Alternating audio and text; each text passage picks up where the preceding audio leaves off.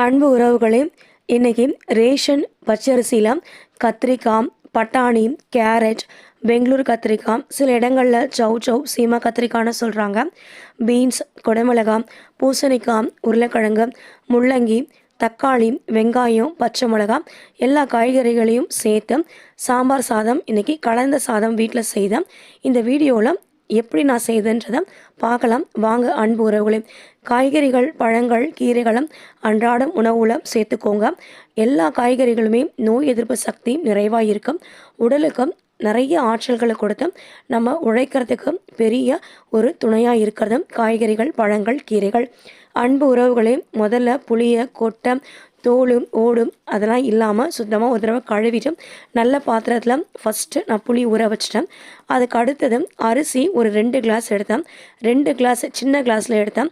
அந்த ரேஷன் பச்சரிசி கூட ஒரு 100 கிராம் துவரம்பருப்பை கலந்துட்டு மொத்தம் 3 கிளாஸ் வந்துச்சு. நான் அளந்த கிளாஸில் நல்லா கழுவி ஒரு 4-5 முறை கழுவிட்டு, ரேஷன் பச்சரிசினாலும் கொஞ்சம் அதிகமாக கூட கழுவுங்க.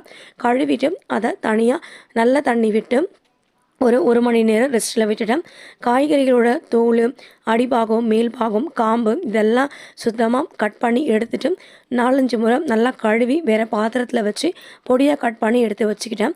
குக்கர் வச்சு எண்ணெய் விட்டு எண்ணெய் நல்லா காஞ்ச பிறகு கடுகு, சீரகம் போட்டு தாளிச்சிட்டு வெங்காயத்தை பொன்னிறமாக வர வரைக்கும் வதக்கிட்டு, பூண்டையும் பொன்னிறமாக வர வரைக்கும் வதக்கிட்டு, தக்காளியும் வதக்கிட்டு, காய்கறிகள்லாம் பச்சை வாசனை போகிற வரைக்கும் நல்லா வதக்கிட்டேன்.